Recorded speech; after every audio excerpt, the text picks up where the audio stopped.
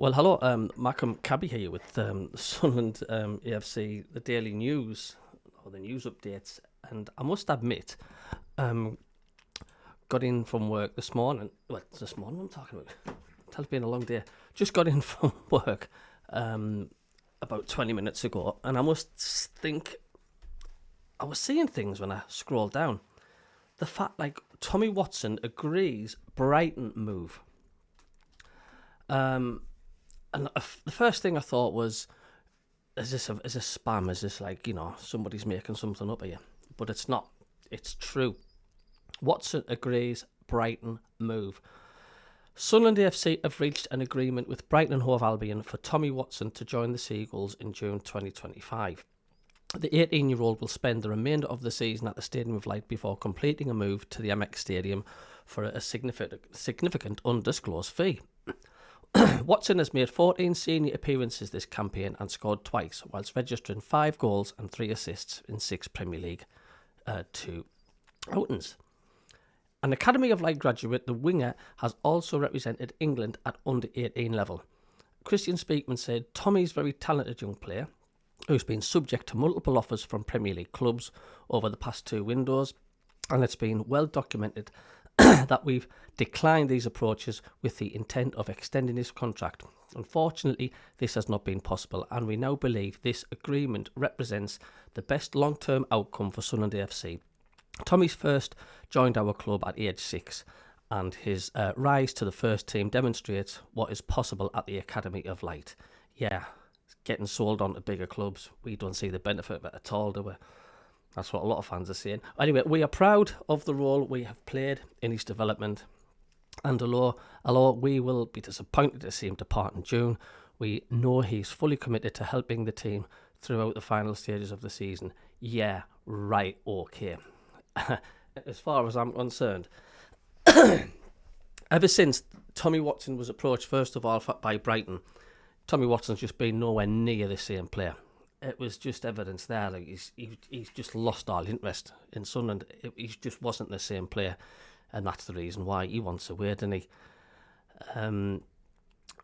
Let's see what some of the Sunderland fans are saying.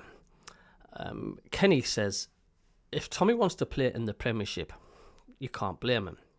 And David says, we the fans have a right to know what the undisclosed fee is." Andrew says, "Don't play him again." Gillian says, "April Fools maybe?" I don't think so, because it's actually from the Sunderland website.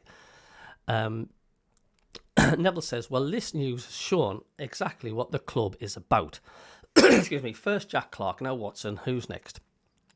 There are a few candidates. They are taking the PISS out of the fans. How many season tickets do they expect to sell next season? Now everyone knows Sunderland are a selling club. Also, will they invest the fees in more young players to bring on and sell as a profit? Dominic says, "Good business for both parties, I think. He says, if he flops, we are guaranteed 10 million, and if he does well and they sell to Chelsea for 5 times the amount they paid, like they normally do, we will get even more money due to large sell-on clause." Stephen says, "Best of luck, Tommy. Been at the club a long time and a lot of potential. It is still potential at this stage and loads of graft ahead needed. Club are 100% doing the right thing here with a decent fee and hopefully a sell on the clause. Young players need that journey mapped out for them. If you don't make it here and you want to develop elsewhere, that's fine. But we want a decent fee for our part in the journey." Michael says, "He doesn't wear the shirt again for me. His agent, etc. have pushed and pushed for this. Hopefully we've got a good figure and we move on." Jeff says, "Good luck, Tommy. Hope he ends his Sunderland career on a high. A decent fee of 11 million. Good business by the club." Stu says, "Good riddance. If you wouldn't sign a new deal, which the club are confirming in the statement, we're best off without him. We only want players who want to be here. Take Ian Hart connection as well, who would have been in his ear. We are well shot. He's a hell of a talent, but clearly doesn't want to play for the shirt. I wouldn't play him again this season." So what I'm getting from the fans, it looks like it's a bit of a 50-50 split at the minute. Some saying let him go. Some are saying good luck. Some are saying I wouldn't play him again. It's a bit of a strange one. Nigel says I wouldn't play him again. Make him train with the kids. One goal, one half decent game. Absolutely awful against Coventry.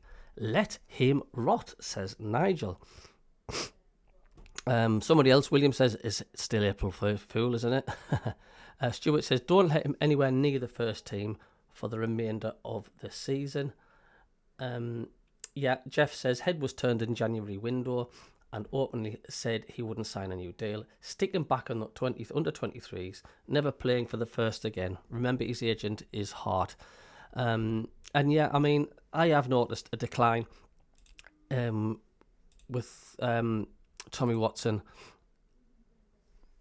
after the January transfer window. I knew there was something. His head was turned. Do you know what I mean? His head was definitely turned. So there we go. Tommy Watson's off to Brighton in the end of the season. Let us know in your comments below what you think. Are you pleased for the lad? Best of luck, or is it a massive clanger from Sunderland? Does it prove that we're just a selling club? What's the point of our academy if all we're doing is selling players? Anything you want, just honestly, just comment as much as you want and I'll reply. Let's have a good debate about this. From the Mackin Cabby, we'll see you later.